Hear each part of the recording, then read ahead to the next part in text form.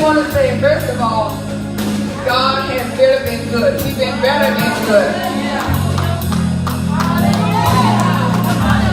He's been better than good.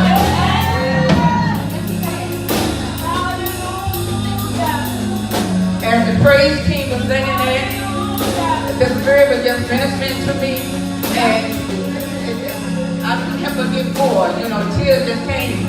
It's not tears of sadness, it's tears of joy. Because He's been better than good to me. And I said, you know, and I just want to say thank you, Lord, that He's been better than good. Better than good. And I just want to praise God for all He has done, not what I have done, but for all He has done.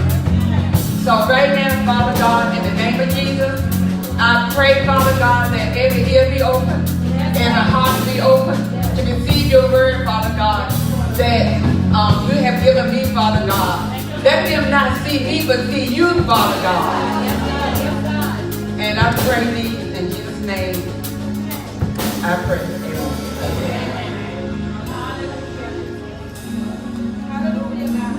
Hallelujah, hallelujah, hallelujah.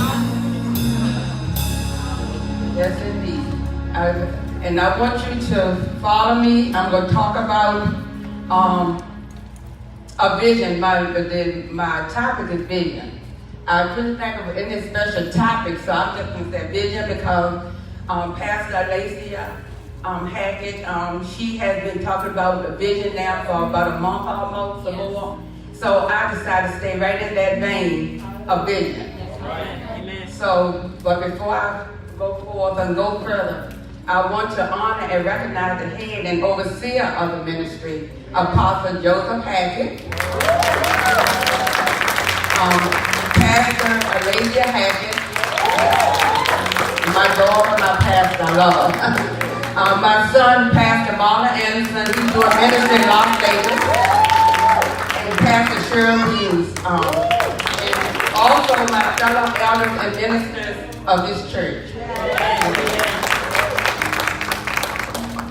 Okay, so I'm going to talk about a visionary by the name of Nehemiah. Okay? Nehemiah was a cupbearer. He was just an ordinary cupbearer. So I'm going to stay with the Bible. But to me, he's so much more once you hear about Nehemiah, but he was a cupbearer to a king. So today I want to talk to you about him. I want to talk to you about a visionary by the name of Nehemiah. His vision was to rebuild the wall in Jerusalem. Yes. Okay. That's good. And what I want to do is give you a little history behind why the wall had to be rebuilt anyway in the first place. In the book of Nehemiah, the city of Jerusalem had been in ruin for almost 150 years. And I think that during that time, it had been attacked more than one time. But I'm going to talk about during the reign of King Hezekiah. He had destroyed all the shrines and idol worship. That means anything that the people worship. I mean, back then, you know, people were worshiping God. They were worshiping these idols and these shrines and stuff like that. But King Hezekiah was a good king. He honored God. He feared God. He was a man of God. So he destroyed all the shrines and all of the idol worship. Okay. So years later, of course, his son became the king, King Manasseh. And over in Exodus 23 and 5, it said, "Thou shalt have no other God before me." So, you know, right there, God wasn't pleased because it said, "No other God. Thou shalt be no other God before me." Exodus 23 and 5. Yes. So, yes.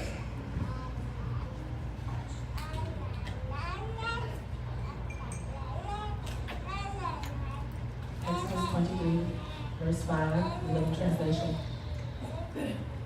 If you see that the donkey of someone who hates you has collapsed under its load, do not walk by. Instead, stop and help. Exodus 23, 3 through 5. Exodus chapter 20, verse 3. That's okay. Right, chapter. Exodus 20, verses 3 through 5. New Living Translation. You must not have any other God but me.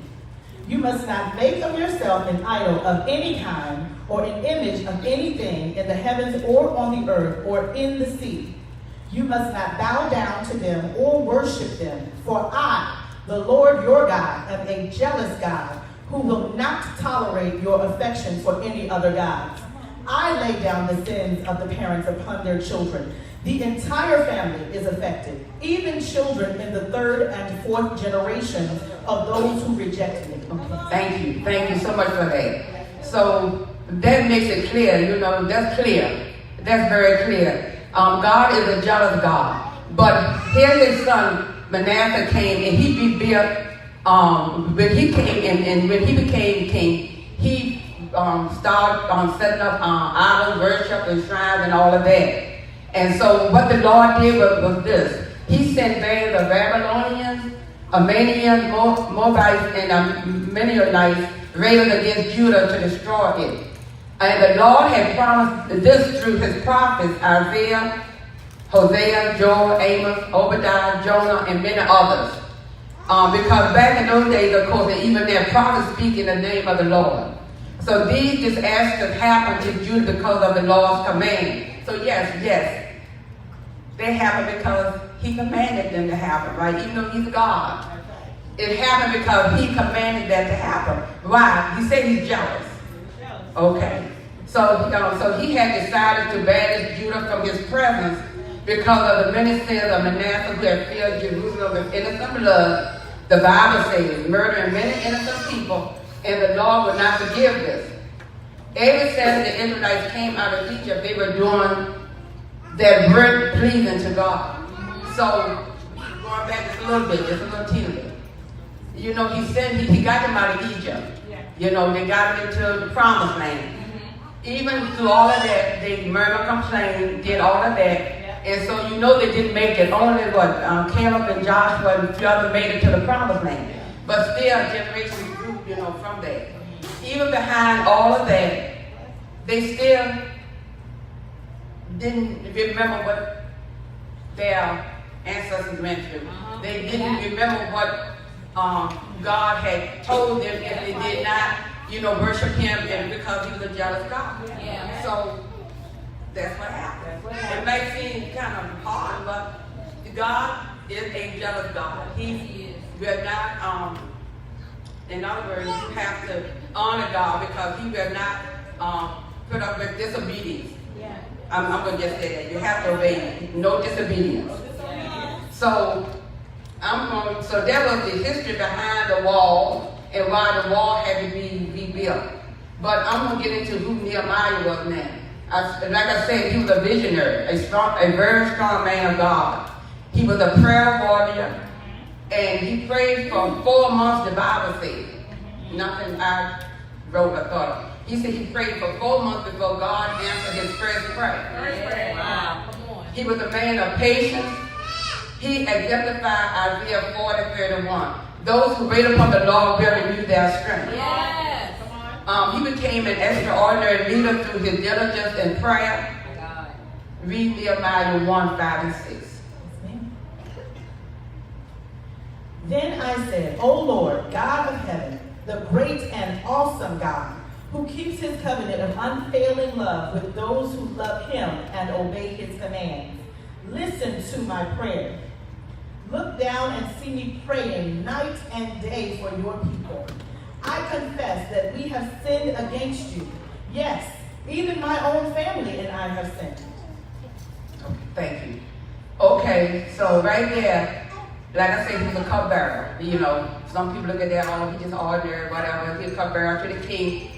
He even had to take the king's wine or whatever because back then, the king had enemies and stuff. So sometimes he was asked to maybe taste or drink or whatever before the king did because that was what they did. He was cupbearer.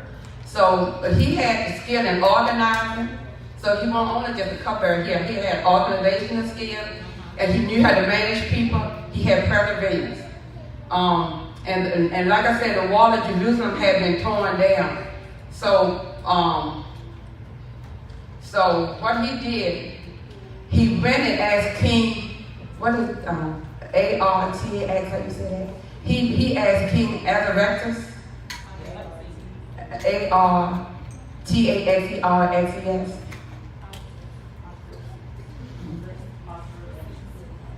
He asked King Artaxerxes. Thank y'all. Could he go to Jerusalem to rebuild his fallen walls? But the Bible said he asked at the appropriate time. So everything is right timing. Everything has a time to it. Because the Bible said he asked at the appropriate time if he could go to Jerusalem to rebuild the fallen wall. And that's in Ecclesiastes 3:1, which says there is a season and a time for everything under heaven. So it was time. Like I said previously, it's been 150 years, the wall had never been built back. Okay, and I'm gonna get into what a wall is and all that as I go on. Okay. So he didn't go around complaining about all the problems that he saw when he got there to Jerusalem. He had virtues. In my reading, it said he carried a heavy burden. That means it bothered him. I mean, being a visionary, it bothered him that wall was down. I mean, like I said, everybody got their own gifts. That's just something that bothered Nehemiah. It bothered him that the wall had not been rebuilt. For whatever reason, it was in his spirit. He wanted it done.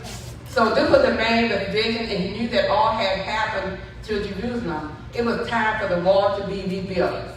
He took action with the help of God, and then he started talking with fellow Jews. Elder Robin, if you read for me, Nehemiah 2, 11 through 18. So I arrived in Jerusalem 3 days later. I slipped out during the night, taking only a few others with me. I had not told anyone about the plans God had put in my heart for Jerusalem. We took no packed animals with us except the donkey I was riding. After dark, I went out through the valley gate, past the jackal's well, and over to the dung gate to inspect the broken walls and burned gates. Then I went to the fountain gate and to the king's pool, but my donkey couldn't get through the rubble. So, though it was still dark, I kept up the Kidron Valley instead, inspecting the wall before I turned back and entered again at the valley gate. The city officials did not know I had been out there or what I was doing, for I had not yet said anything to anyone about my plans. I had not yet spoken to the Jewish leaders, the priests, the nobles, the officials, or anyone else in the administration. But now I said to them, you know very well what trouble we are in. Jerusalem lies in ruins, and its gates have been destroyed by fire. Let us rebuild the wall of Jerusalem and end this disgrace. Then I told them about how the gracious hand of God had been on me and about my conversation with the king. They replied at once, yes, let's rebuild the wall. So they began the good work. Okay, thank you, Robin.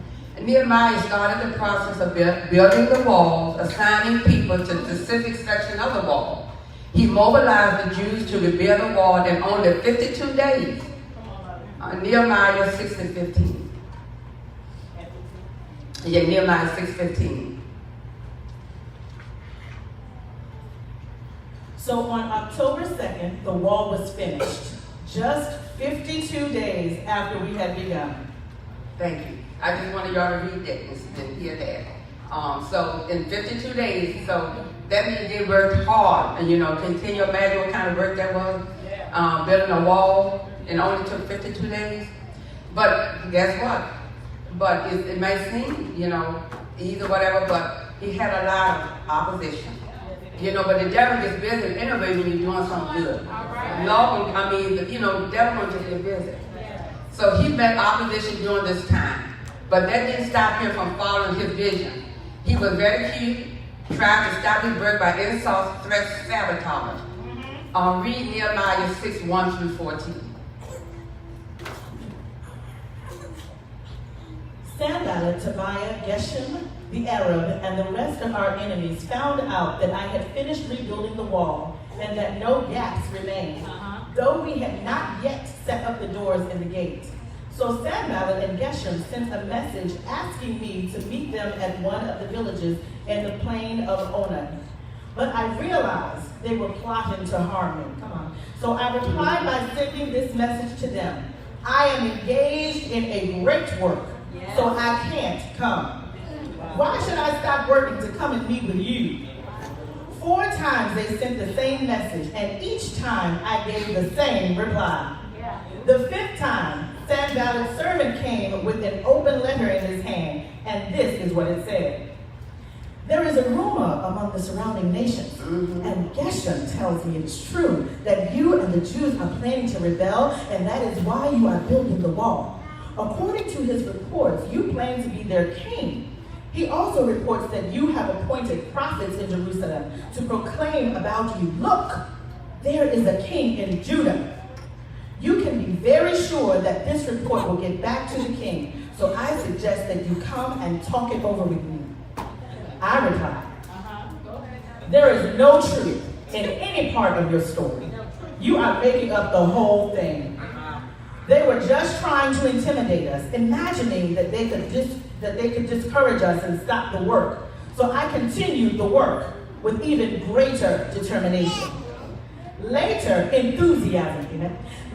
I went to visit Shemaiah, son of Delion and grandson of Methezabel, who was confined to his home. He said, let us meet together inside the temple of God and block the doors shut.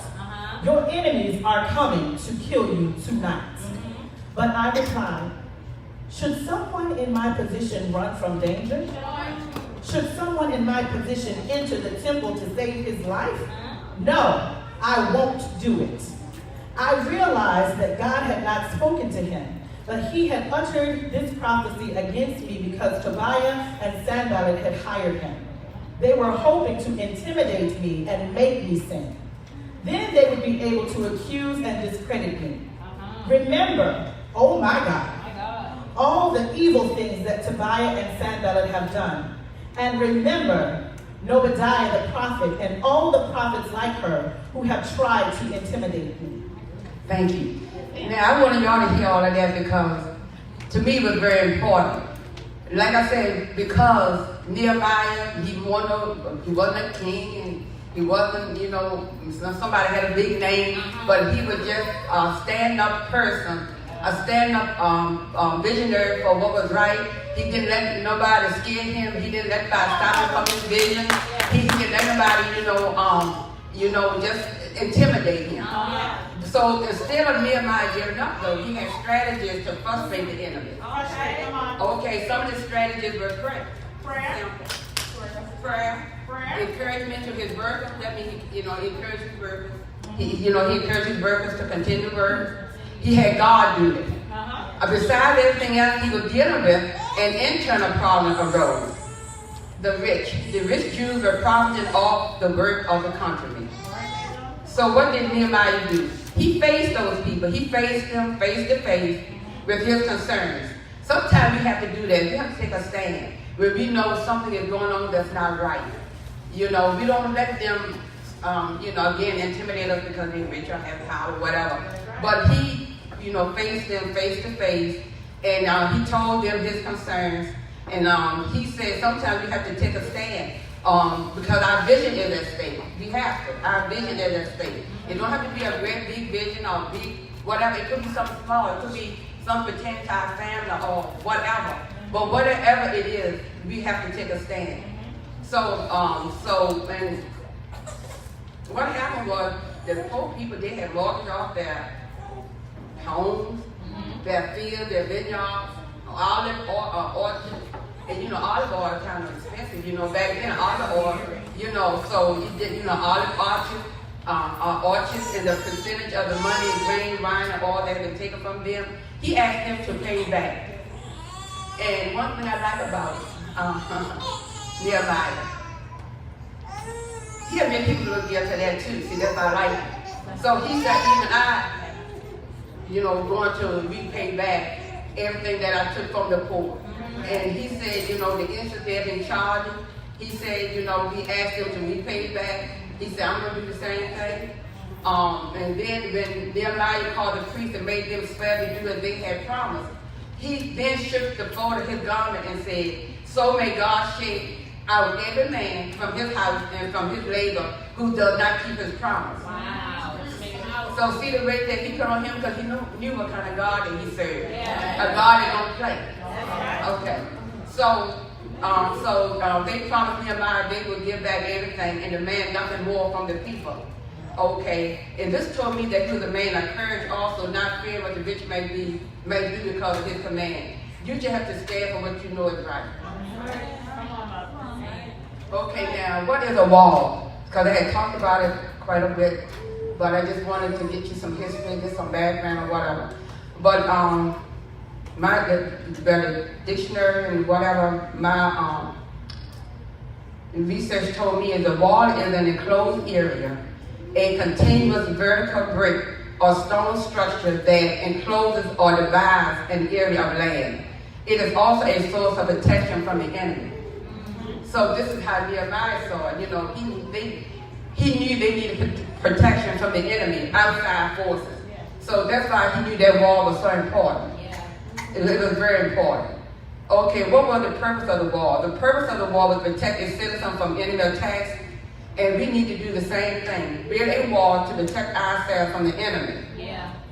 Now, our wall may not don't have to be a big brick wall or whatever, like a wall is surrounding a building or surrounding a piece of land or whatever. I'm going to get into some of the walls we can have as protection. Yeah. All right. That's good. Okay.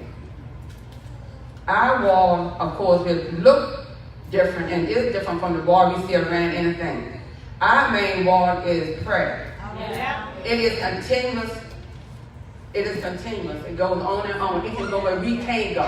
Yeah. So our prayer can be endless, unlimited, because what we serve an unlimited God. Yeah. And it says in 1 Thessalonians 5:17, never stop praying. Okay, so that backs me up. Pray without ceasing. You never stop praying. Okay. Which means it continues on and on and on and on. It can go where we physically can't go because God hears us. Okay, our other wall is humility. Humility is a wall. Be humble because in due time, God will exalt you. You don't have to exalt yourself. And I just, like I said, the Lord just put in my spirit. We have to have walls. May not be, like I said, like a wall going in a building, but these are walls. Yes. Okay, so humility is a wall. Humble yourself because in due time, God will exalt you. Don't exalt yourself. In due time, He will exalt you. Okay, the next wall,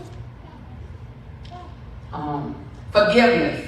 Forgive those who hurt you in any way or you fear rejection. The forgiveness is not for you, not necessarily for you, but it's not necessarily for them only.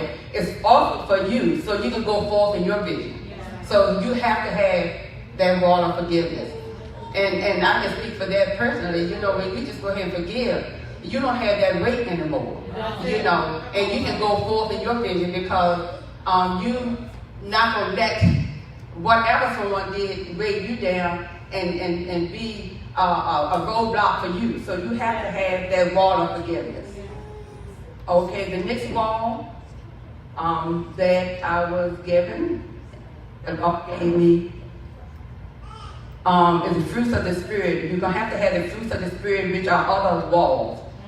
I just want to get the mothers out of the way, but that's not fruits of the Spirit, but the fruit of the Spirit.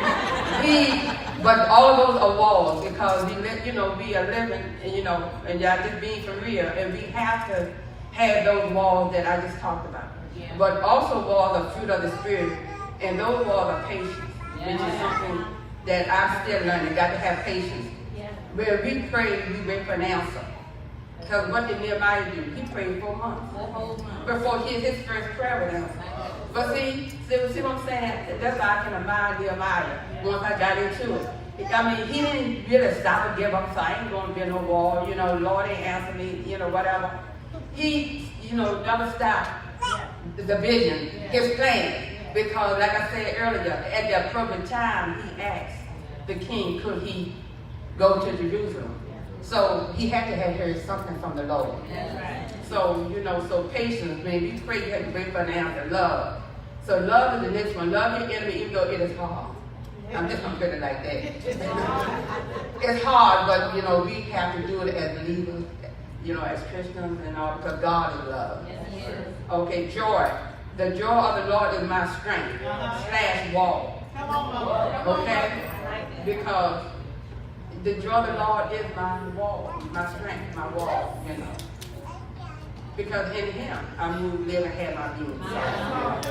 Okay, and the next wall is peace.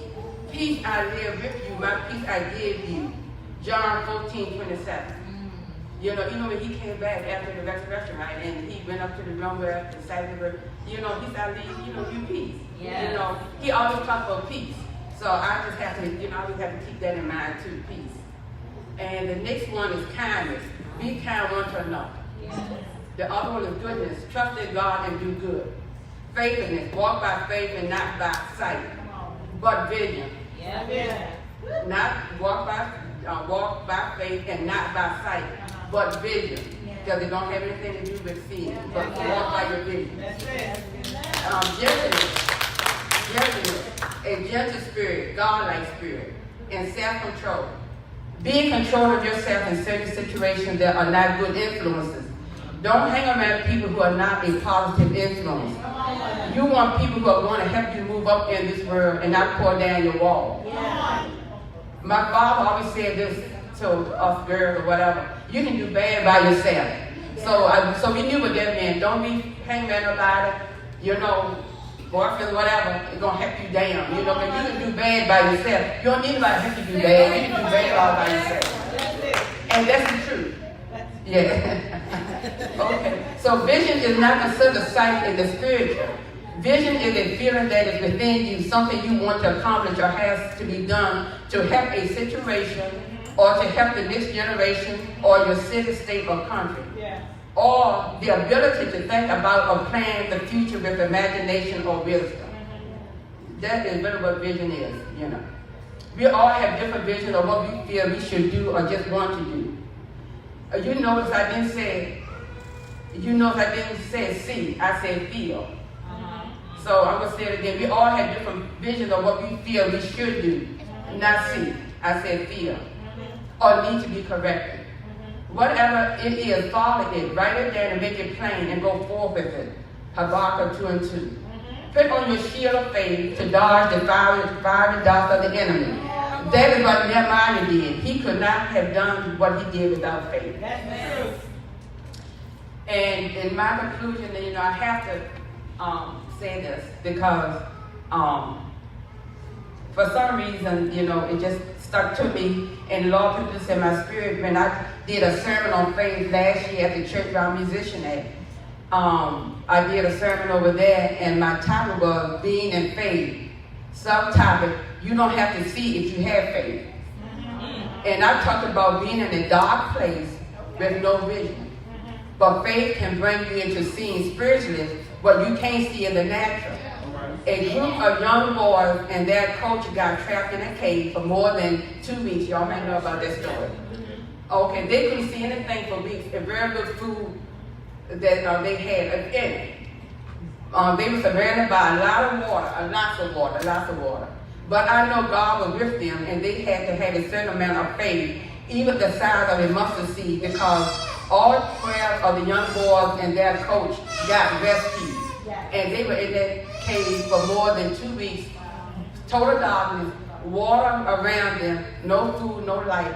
But I just felt like those young boys, young men, young boys, and their coach had faith. They had to, because they had to endure a whole lot.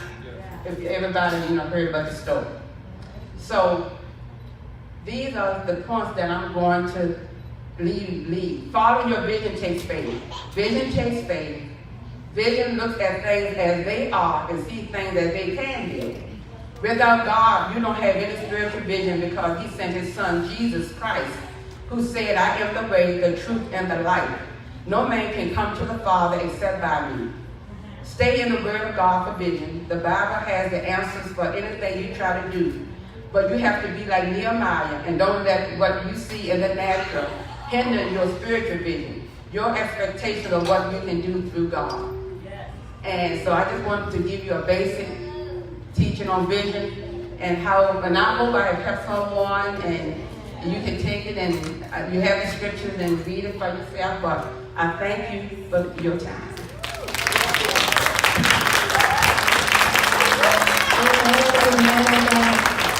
Let's stand all over the room and celebrate God for this mighty word that it was delivered by our own mother. She was up here teaching us. Walk through Nehemiah. One of the things that she said that was so important was that God is a jealous God. We're not to put anything before him. And sometimes it looks easy when you say, okay, well, I won't put money, I won't put my time, and all these other things before God. But sometimes people idolize their problems. And then their problems now become an idol, and it seems bigger than what God can do.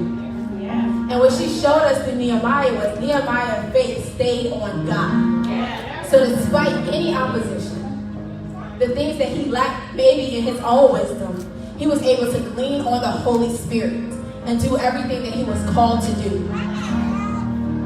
He put God first, so his problems didn't stand a chance. So that's one of the things I would like to encourage you to do. Don't allow your problems to be bigger than the God that we serve. Come on. Anxiety is bigger than the God that we serve. Your thoughts have a way of sometimes attacking your mind. Things that haven't even happened literally can make you feel like you have no power at all. But the God we serve,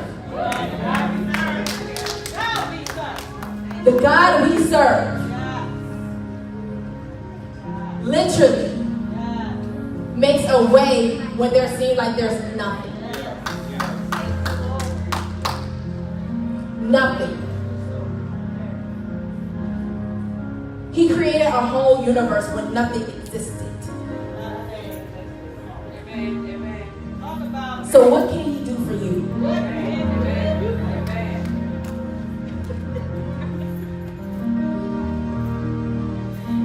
I speak for myself. I know even for this past week, God showed me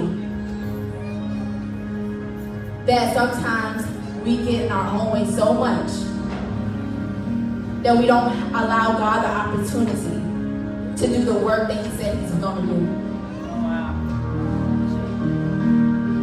God gives us vision. He gives us insight. Like Nehemiah, he knew that he needed to build a wall. He knew his purpose.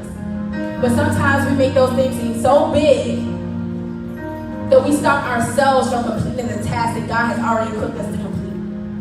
I want to encourage you on today. You are equipped to complete and carry out the vision that God gave to you.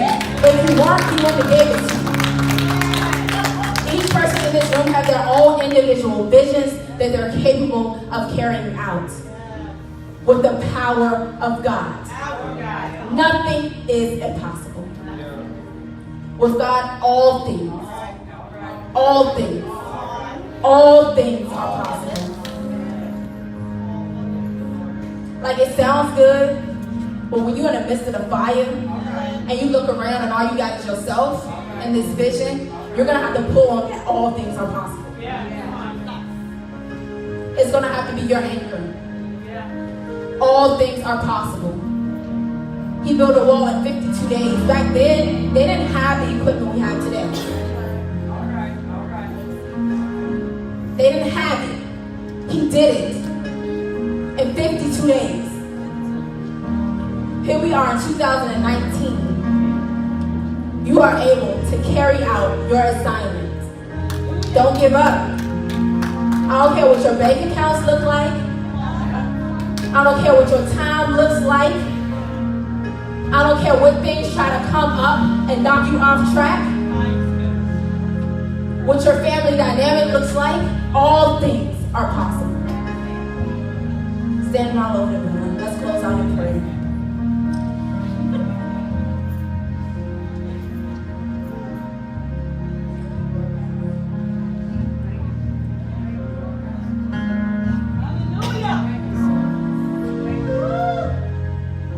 God, with you all things are possible. It's a privilege to be able to operate in your kingdom. We thank you, Lord, for divine wisdom, insight, and strategy to be able to continue this race. We thank you, Lord, that we can keep our hands to the plow and not turn back. I ask right now, God, that you carry every individual in this room, Father God, that you give them the strength to do exactly what you have called them to do. They will not back down. They will go steadfast when it comes to advancing the kingdom of you and when it comes to advancing your kingdom, Father God. I thank you, God, for every resource that you have given them, for every word that you have given them, for every prophecy that has been released over their lives. And I thank you, Lord, that it will come to pass. I thank you, Lord, right now, God, that they are not victims of their circumstance, Father God. That the idols that once tried to plague them and stop them and make themselves feel bigger than you are knocked down right now in the name of Jesus. You are only the good and dreadful God. You are the Alpha and the Omega, Father God. We know with you all things are possible. In you we find our strength, Father God. We are able to move, Father God, swiftly, Father God, and to continue this race. We thank you, Lord, that we do not grow weak in this season, Father God. We do not grow weary of well-doing, Father God, because we will reap if we faint not. So I ask right now that Mother Anderson, Father God, she is covered all the way from the top of her head down into the soles of her feet. I thank you, Lord, for every hour that she put in studying this word. I thank you, Lord, that it is life-changing and it is sharper than any two-edged sword. Hallelujah, God. That the people on today got exactly what they needed. The anointing of Nehemiah rest on this house, Father God. That we are able to work with two hands diligently, Father God. Warring with one hand and building with the other, Father God. So I thank you, Lord, that we are able to continue to build effectively, Father God, and in excellence. Hallelujah, God. Every seed, Father God, will fall on fertile ground. I thank you, Lord, for the vision and the insight and the intellect and the wisdom that you have planted inside of us, Father God. And with it, we will be able to advance your kingdom, to bring people to salvation, because that's the ultimate goal. I thank you, Lord, for the generation of curses that will be broken, Father God. Hallelujah, God, because of the word that will forth on today, Father. I thank you, Lord, that the walls that we will put up, Father God, will continue to guard us as we continue to do the work that you have called us to